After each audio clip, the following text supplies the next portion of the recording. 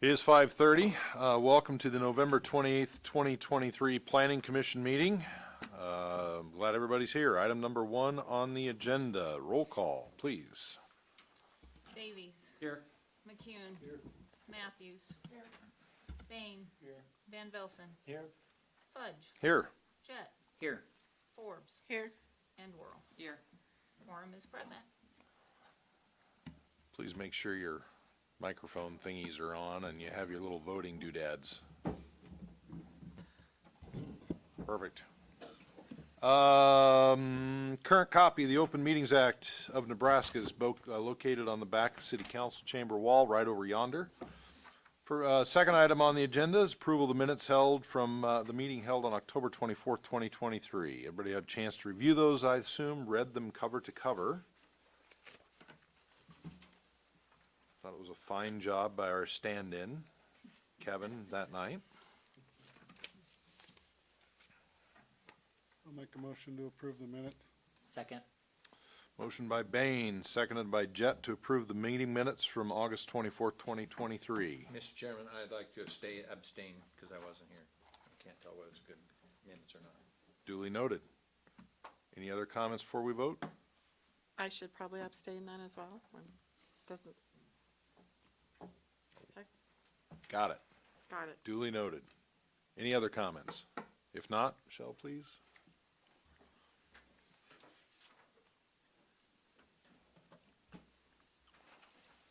The minutes passed 7-0 with 2 abstentions.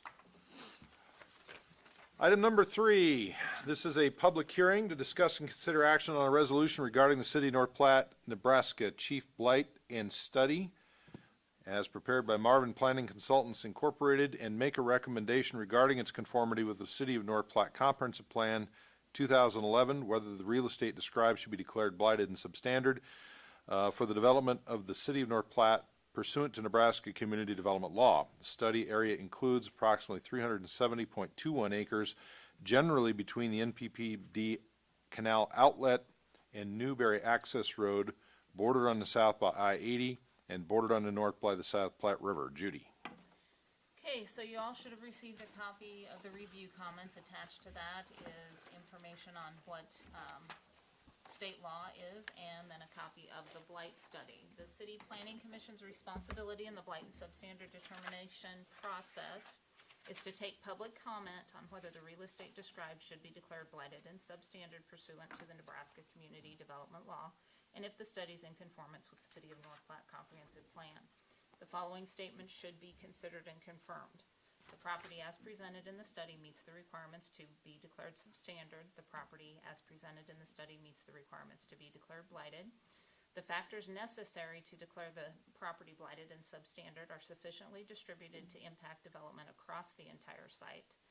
That development of this property to its full potential is in the best interest of the City of North Platte and the entire region, and that there are projects ready to develop in this area if they can meet the financial goals of the developers. Nebraska State Statute 1821.033 regulates the percentage of city limits that may be declared blighted and substandard pursuant to Community Redevelopment Law, and states a city of the first class shall not designate more than 35% of the city as blighted.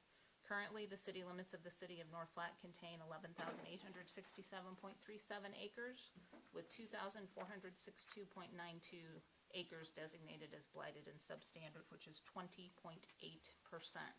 The proposed study will designate an additional 370.21 acres, which would leave the city's percentage as 23.87% as blighted and substandard. Planning staff recommends approval of the study and passage of the attached resolution. The study is in conformance with the North Platte Comprehensive Plan and meets the requirements to be declared blighted and substandard. By declaring the area as blight and substandard, the city remains below the 35% threshold, leaving acres available for future substandard declarations. The applicant and the consultant that prepared the study are both in the audience if you have any questions. Very good.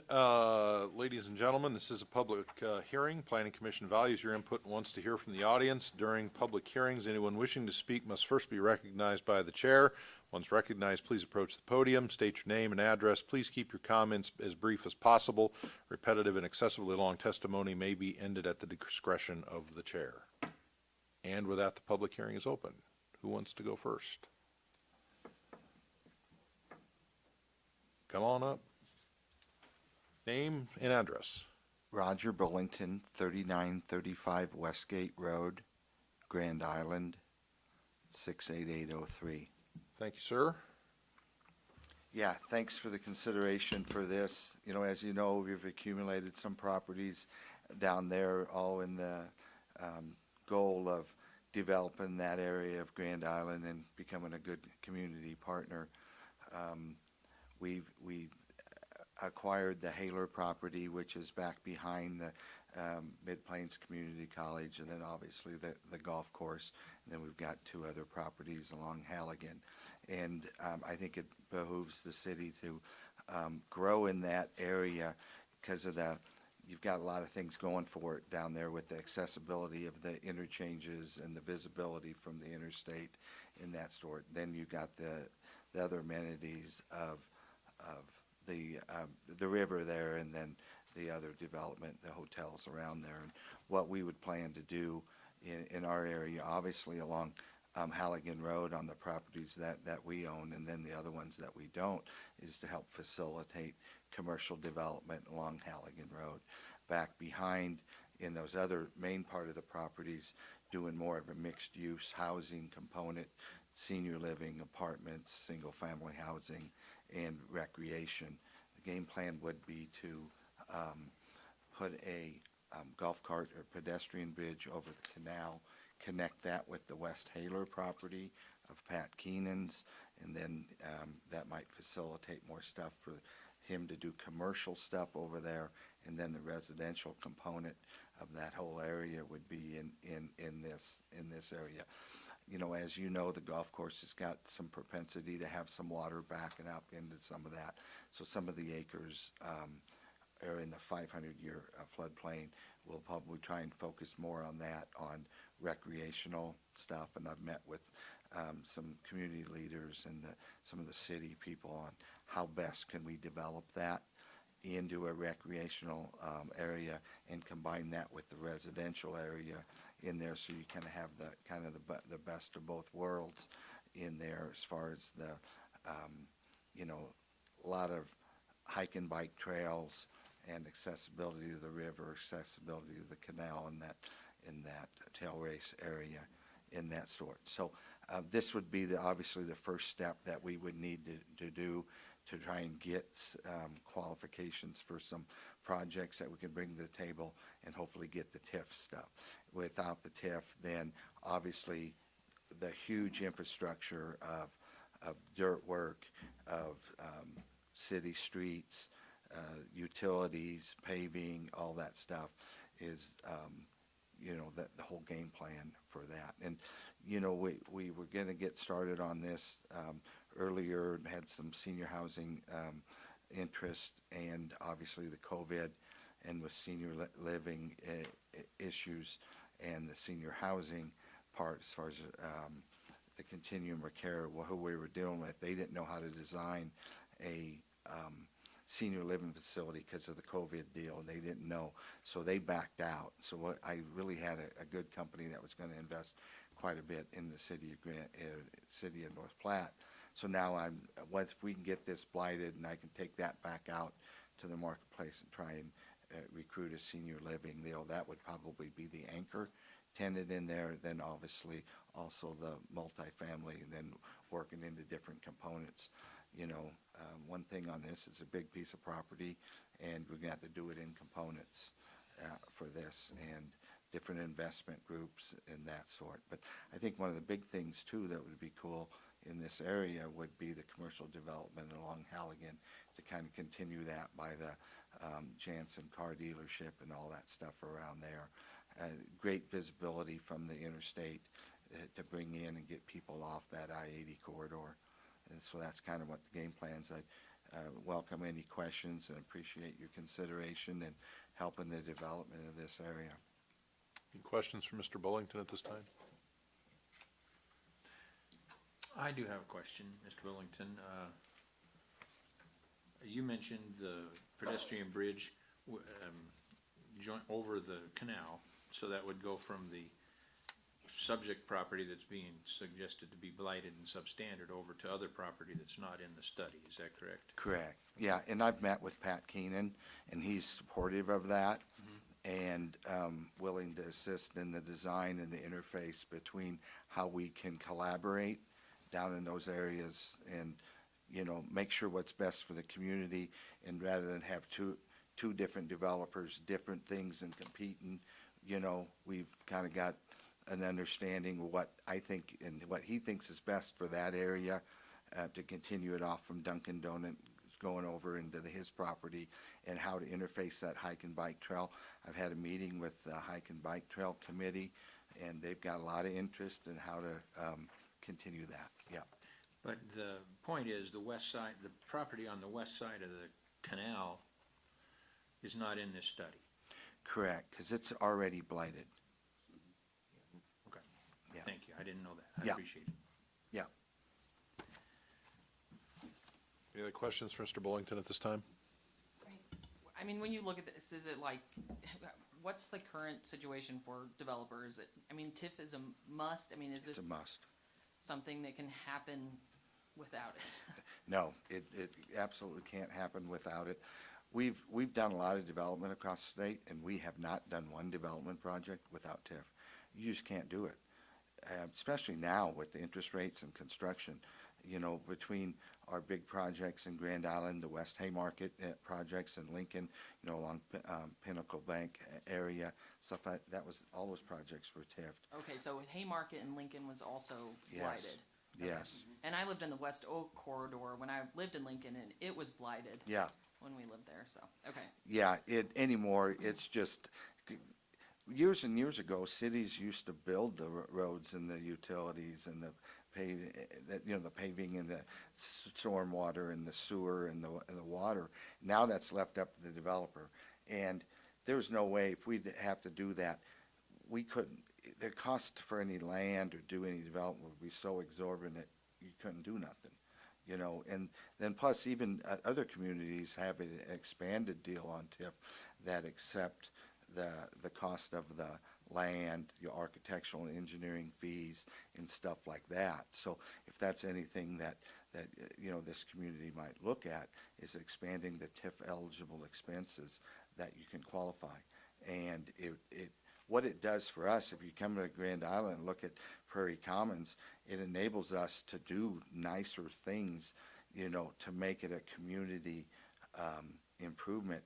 We've got landscaped medians, landscaped roundabouts, detention ponds with fountains in them, and things like that. It allows you to develop at a level that people want to be a part of. And I think what we want to do, and Chief, the only way we want to do a development is to do it right. We're not going to go in there and cut corners and that stuff. We just soon not do it. If we're not going to be a good community partner, and it's got to be win-win for the community. That's why we're trying to talk a lot with, on the recreational components, the hike and bike trails, things like that, that could also be TIF eligible expenses that we could assist on, to make it so that you know, we're leaning towards, you know, like a 55 plus community with a bunch of townhomes where, you know, you can get in your golf cart or a side by side and go down to Peg Leg Brewery, or go across to Capone's and go down to the river with the grandkids and whatever. So that's kind of what the vision is. We haven't totally got the vision, and I plan on meeting with some community leaders if this all gets passed in the next couple weeks, is saying, okay, we've got this blank sheet, you know, what can we do best for the community, and then make it right for the investment groups in each component on there, whether it be senior living, how that's going to interface with the independent multifamily housing versus the 55 and over housing component on the townhomes. Any other questions at this time? Thank you, sir. Thank you. Keith Marvin Planning Consultants, 382 North Fork, David City, Nebraska.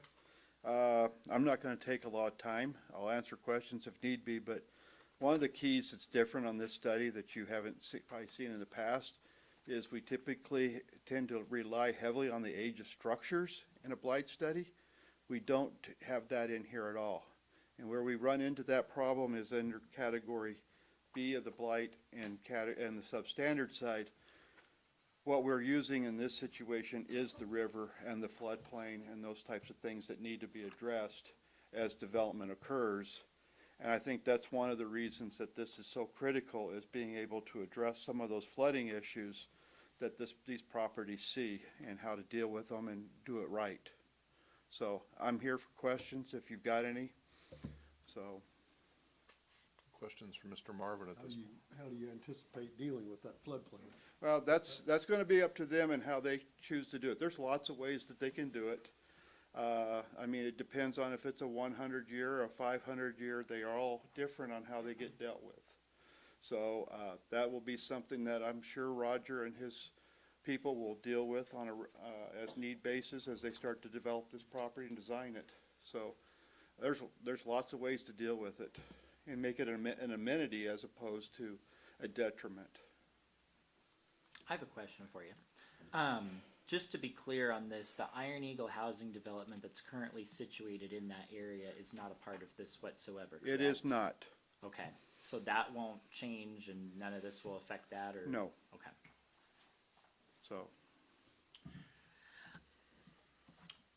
I have a question for you. I don't see where the maps that you used include additional development, since the True went in, you know, Capone's is there now, and there's additional development without any TIF. Does that, skew or change your opinion of this, study? It won't. I mean, you've got a couple of different structures that have gone in here. Actually, I think the brewery is outside of this study area because it's on the other side, so the hotel's there, Capone's is there, but we still have enough structures that are there that meet the average condition. Doesn't, like I said, we don't have age of structure on this one, so that doesn't impact those calculations at all.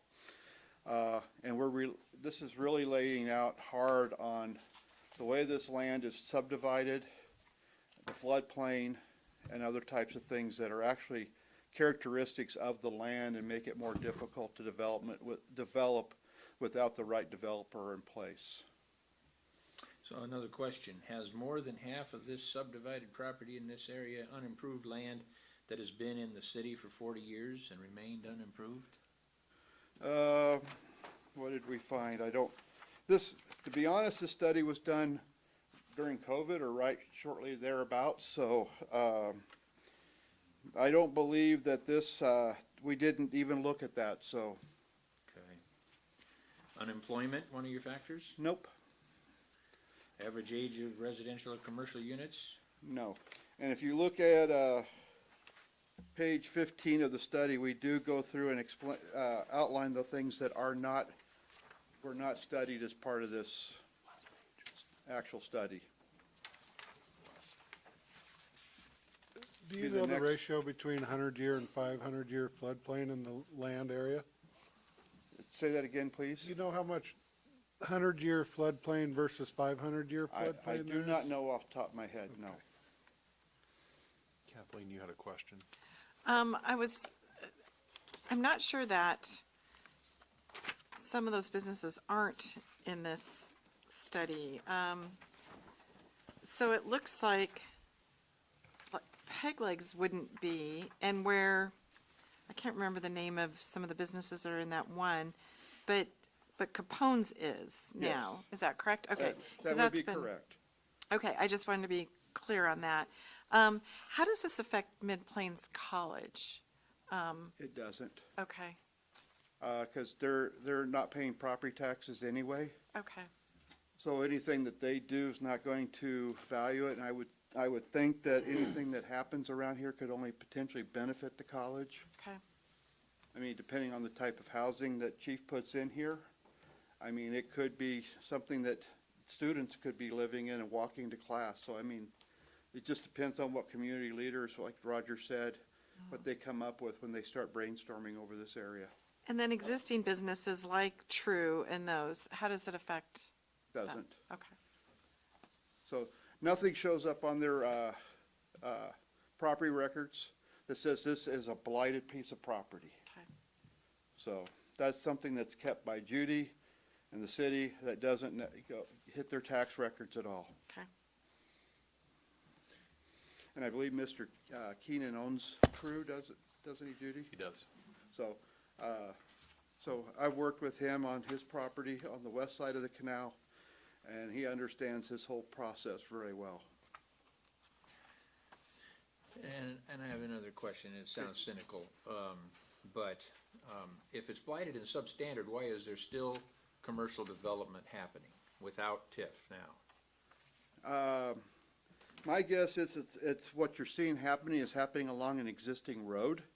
I think what you're gonna see happen with the Chief project will be additional infrastructure built into the site, deeper into, going further north, as well as roads and water, sewer. And that's where this is gonna be a benefit to them. If you look at this and how this area's developed, nothing has happened off of the main road.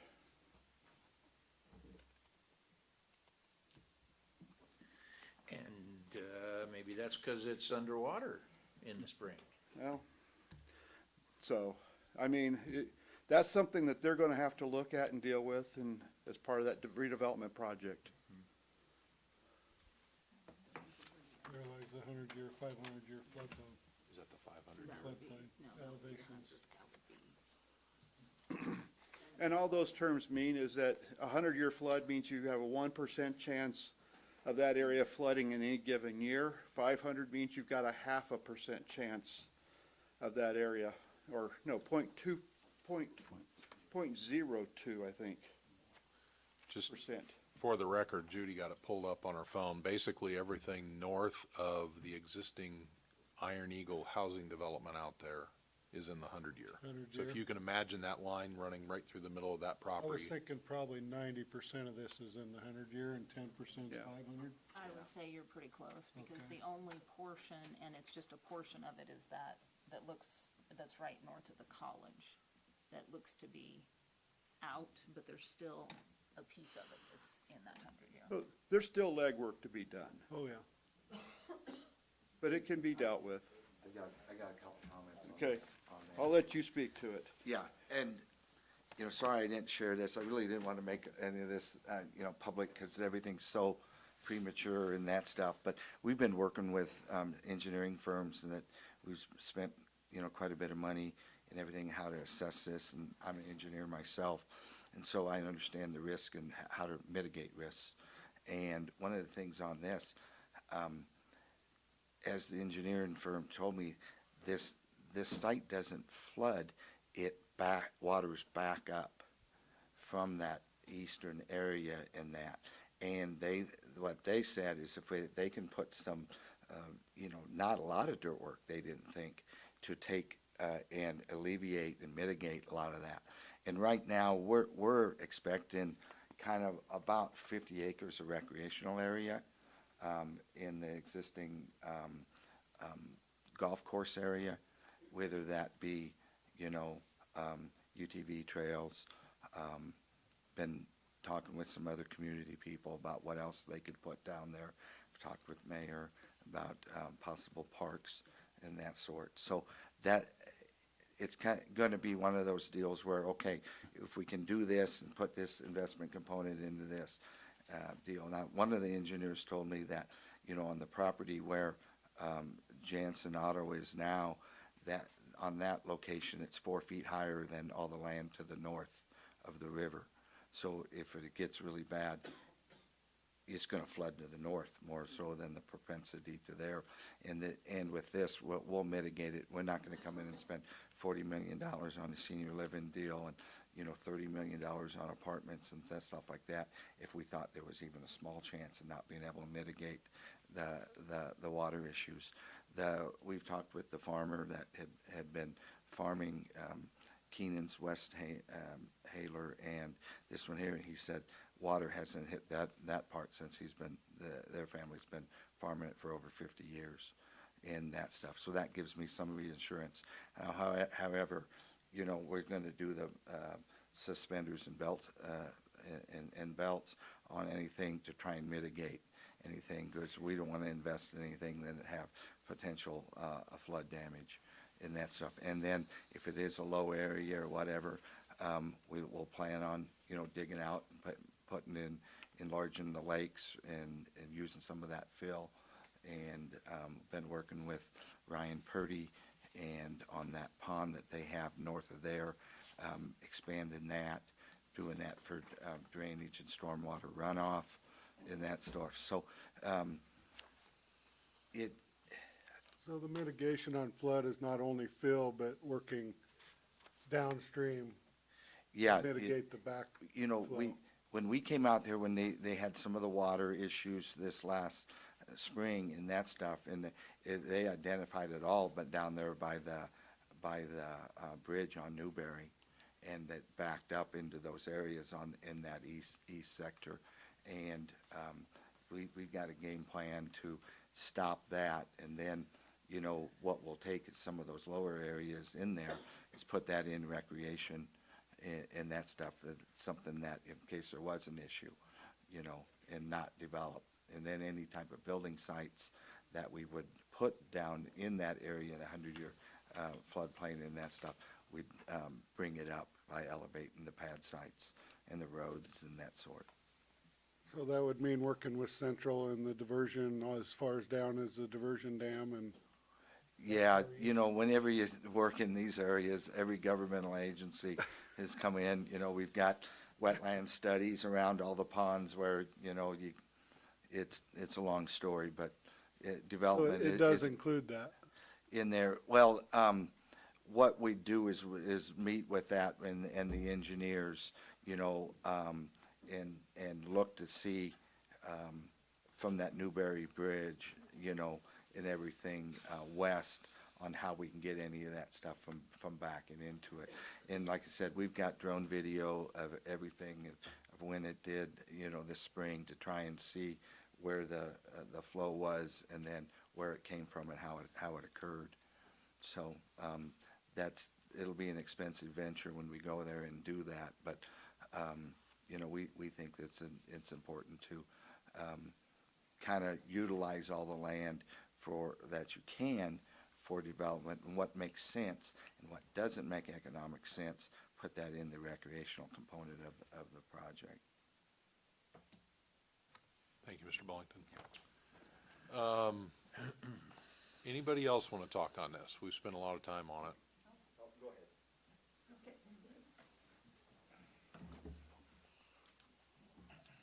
Cassie Condon, 3020 West Phillip. I am here on behalf of the North Platte Area Chamber and Development Corporation, so Chairman Fudge and Planning Commission.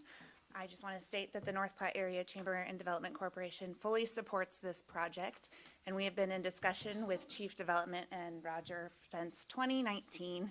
This has been an ongoing discussion, and we are excited that they are at this point. COVID really took this by the blow, and we were sad to see it take by the wayside for a little bit, but a lot of other projects had to happen before we got to this point. So I don't want to reiterate anything that Roger said. I think he hit a lot of points and stole my thunder a little bit, but the main point that we wanted to make was that this project will not happen without TIF, and it needs to happen, and this is a critical development that our community needs. So, thank you. Yes, sir. My name's Greg Renner, 19124 South Osage Court, North Platte, Nebraska. Couple things. So I'm not privy to the whole planning study, but I did see some of it. The way a planning study works, which you probably already know, the developer pays a firm to basically come out with the outcome they want, and that's the way it always works. This land, and I'm going to speak just for the 170 acres of the golf course. So the city squandered around $20 million on that property. Chief bought it for $10,000. It's currently assessed at just under $1 million. They pay $17,000 a year in taxes. So if they can't develop that, not having any investment in that property, nobody can. Getting a bridge over the Tail Race Canal, you'll have to deal with FERC, Federal Electrical Regulatory Commission. That could take 10 or 20 years. You're not gonna change the flow of the river. That's impossible. Corps of Engineers isn't gonna let it happen. You saw what happened west of town here when the county road washed away. It took the county 5 years to move the road that the river moved. And the county had to acquire more land, so did the utility companies, to move the road. The river wasn't moved back where it was. That property's gonna flood. Doesn't matter if it backs up, you know, where the two rivers combine in central Nebraska Public Power and Irrigation District, dredges it, whatever. It's gonna continue. The sand pack continues to move west to east. So Chief Industries, and a little bit of background, and I'm not knocking them in any way, shape, or form. They're a great company. They have 7 divisions. They have 1,762 employees going by their website. They make $2 million a day in revenue, $50 million a month, $600 million a year. If this land is, not just the 170 acres I'm talking about, but the 370 acres is blighted, Chief Industries just said that they will not develop without TIF. So in 20 years, everybody up here will either be dead or in a retirement home, along with me. And they will have not paid a dime more than $17,000 a year in taxes on that property that didn't go right back into their coffers. In that same 20-year span, they will do, not factoring in inflation or increased business, $12 billion worth of sales. And they're telling you they can't develop that land unless they get free money. Chief's done a couple projects here. I'm just to the point, I watch all these developers. It's the same people get all the free stuff. So if you want to build a house on the north side of town, do you get TIF money and your property taxes are locked up for 20 years? So you pay the land, the value of the taxes currently for 20 years, even though you build a $400,000 house? No, you don't. But big business does.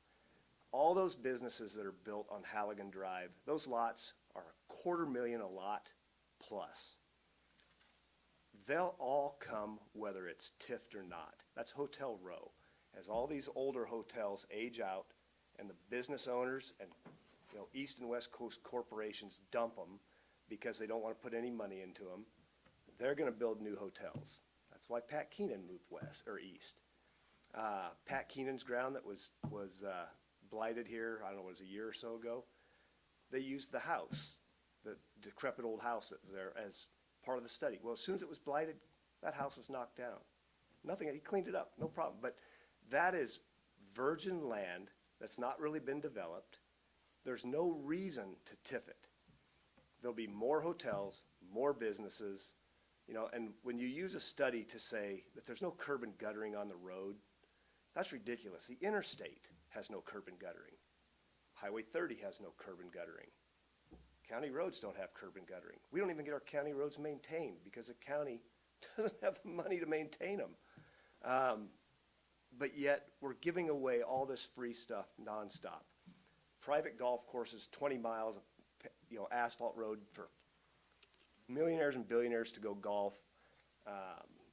You know, free city land for meatpacking plants. You know, these businesses, they promise all these people that are going to come in. And maybe some do.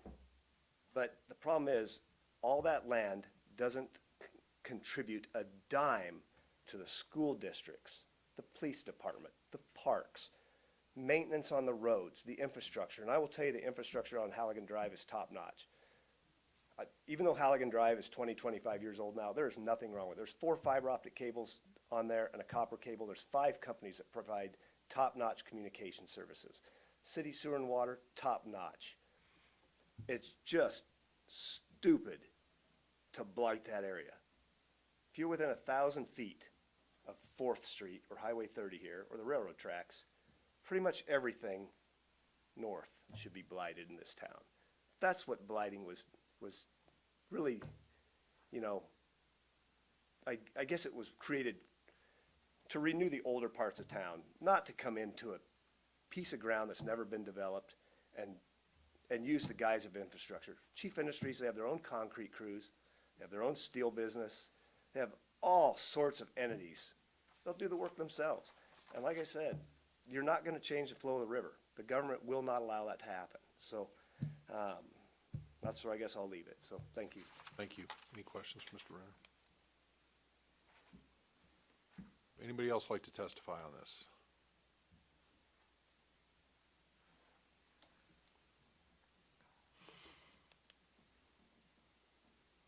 Donna Trine, 820 South Maple, and I'm here as a taxpayer. I guess I don't want to repeat anything that was said, but I know there's a lot of red tape when you start dealing with the river and the canal. And we've got this accretion land out there that floods every now and then. I would think that there would be other land elsewhere in North Platte to be developed rather than taking on the challenge of doing that. And I think it's kind of, the city's already given them $10 million worth of golf course, and now they're asking for TIF. I mean, where does it end? That's my question. Where does this end? And I think if something's blighted and substandard, it needs to be fixed. It needs to be corrected. But no, that's not the way that program or that law was written. And it's, to me, it's not used the way that law was intended. Those are just my thoughts. Thank you. Thank you. Anybody else want to testify on this one? Going once. Going twice. Make a motion, close public hearing. Motion by Bain, seconded by Davies to close the public hearing. Any discussion on that? Not, Michelle, please.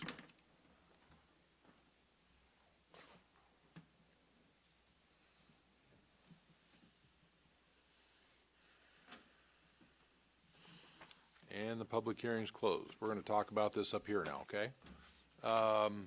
Comments from this group?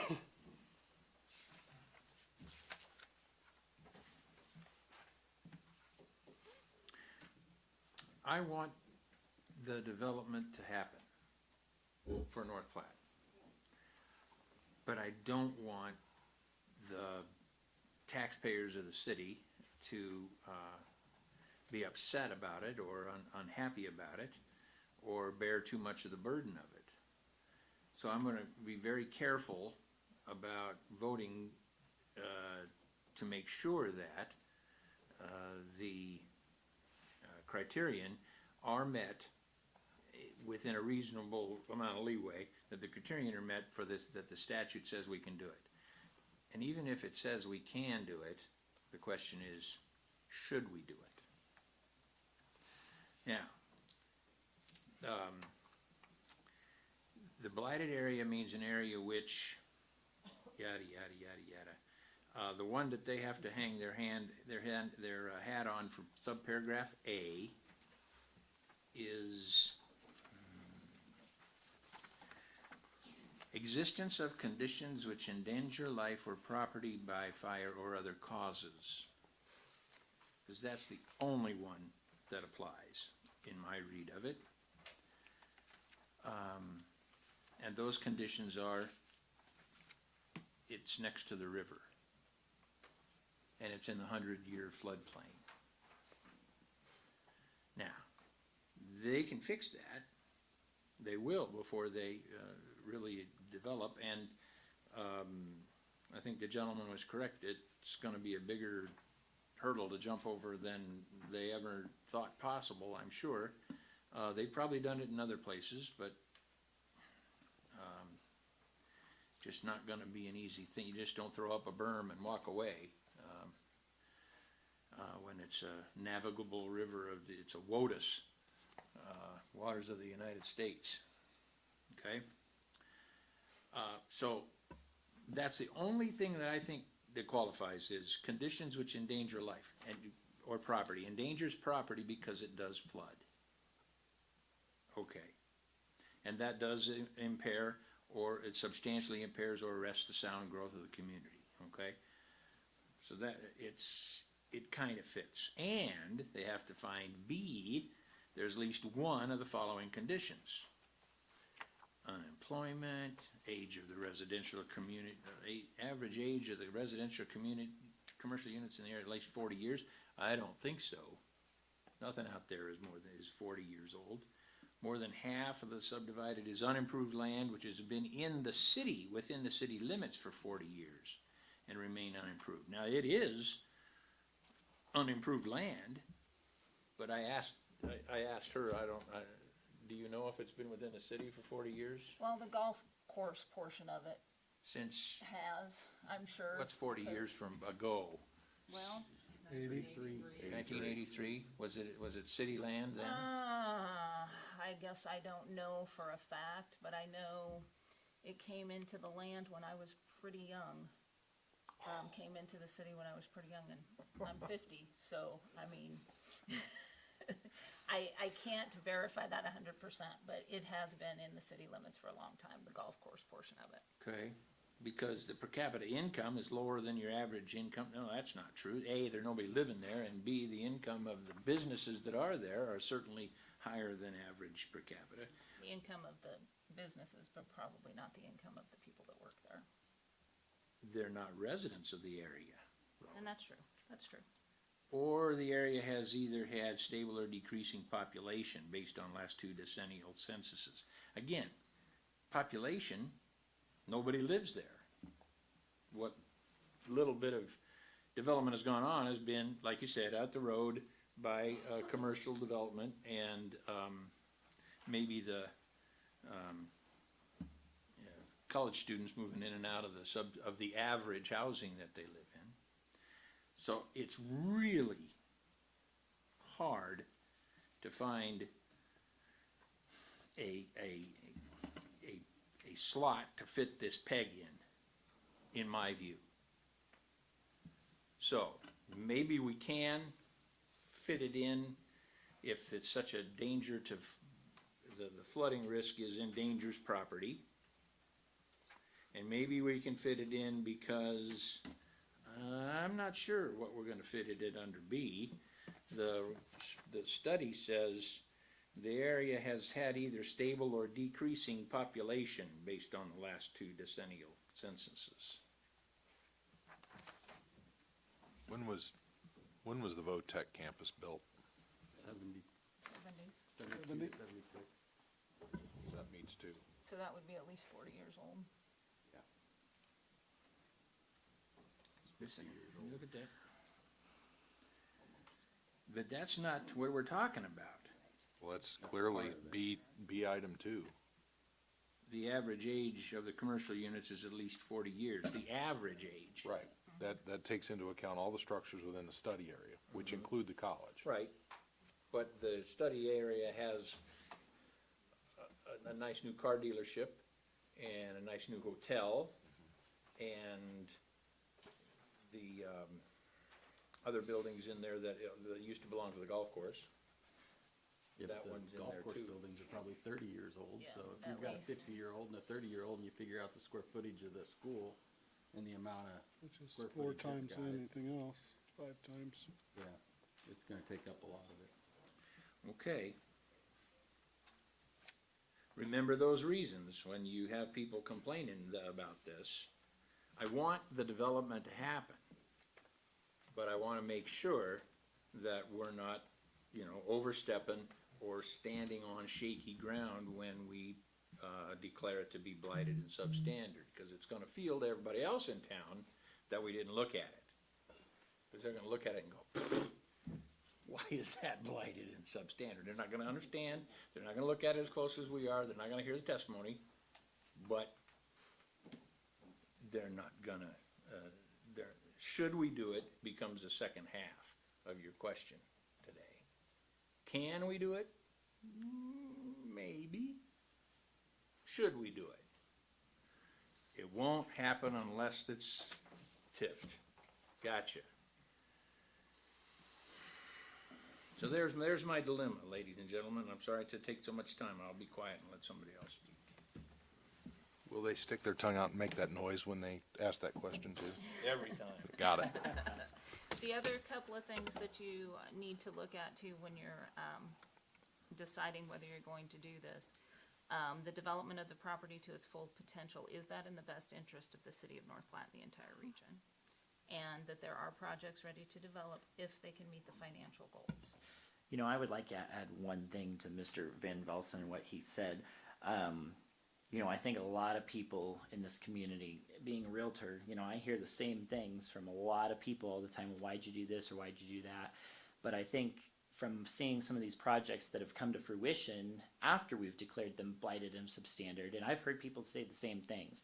After we declare something blighted and substandard and the city council declares it the same, they go, well, why'd you do that? But once they see some of these projects start to come to fruition in town, such as the mall or, you know, other things around town, once they see some of these stores and new things that we can actually have here, they don't say that anymore. That's just one thing I've noticed over time. They say it before it happens, but once we start getting things, they say, well, this is wonderful. You know, we're actually getting some stuff. Well, we're getting some stuff because of what was approved a little over 6 months to a year ago. One of the other things I think we need to take into consideration as a board is voting on this is not voting on the entire project as a Right. whole. We have not even seen a project yet, or, you know, what all could be in this potentially, or what they could do to potentially fix the flooding. That will come at a later time. So we're not voting on, you know, we're just gonna let them go break ground tomorrow. We're voting on, you know, is this blighted and substandard enough to let them bring a projected project to us at a later future date to vote on for the community, and whether that's a good or bad thing for us to start building or not. Anybody else? Well, I guess I would add to what Nelson said is that Walmart distribution center, they use TIF. And Walmart has pretty deep pockets, I think. But without TIF, I don't think they would have had that developed, and then that would be cornfield probably today, along with a lot of the other things that have happened out there. So just exactly what Mr. Jett Right. said.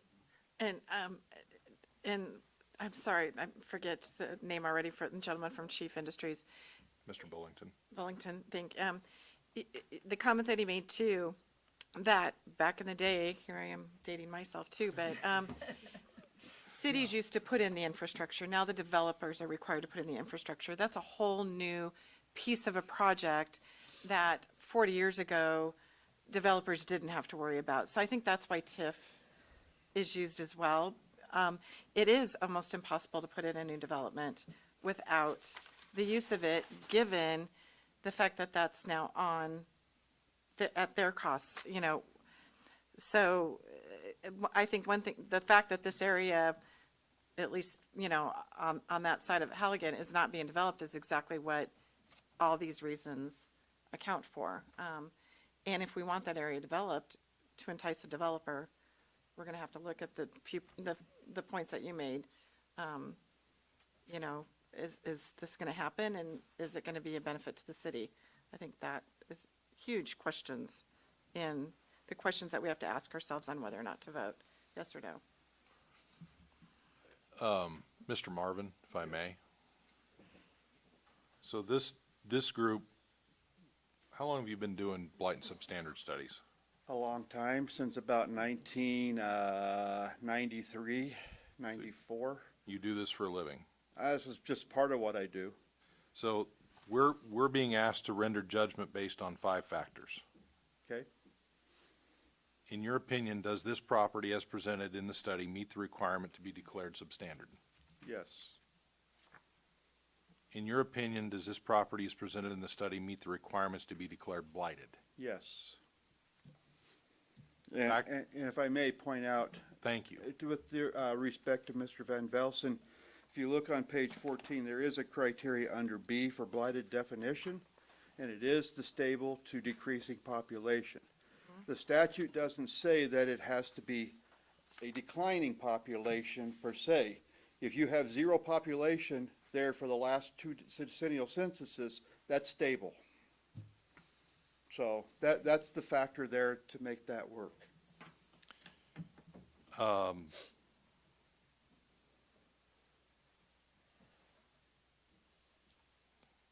the factors necessary to declare the property blighted substandard sufficiently distributed to impact the development across the entire site? I believe so, yes.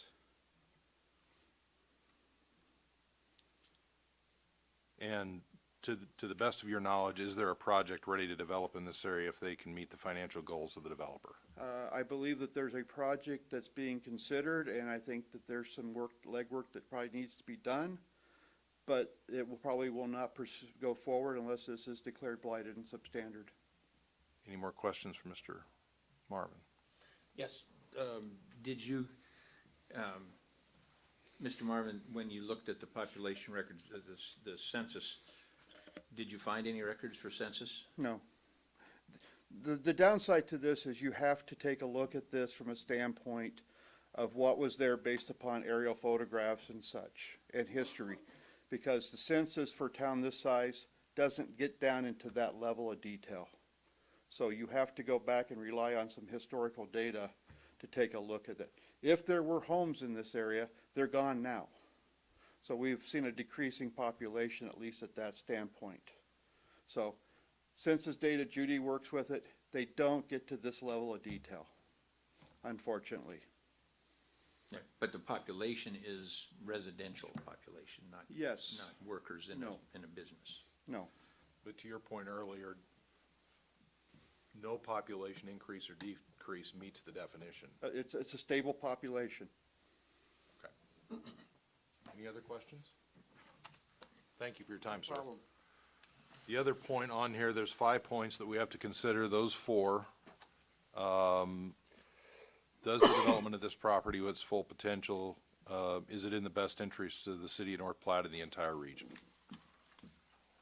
That's, you're being asked to consider those 5 points here tonight.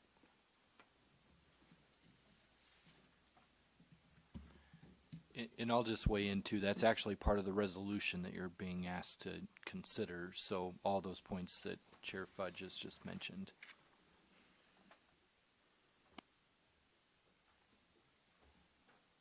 Any more discussion? If not, there's a proposed motion there. You can make whatever motion you want. I move to approve the resolution and recommend adoption of the City of North Platte, Nebraska Chief Blight and Substandard Study prepared by Marvin Planning Consultants Incorporated and approve of related actions.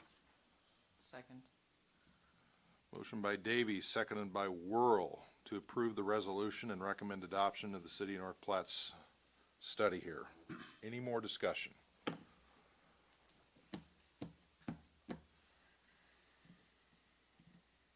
You good? Just because we might be able to do it doesn't mean we should do it. Michelle?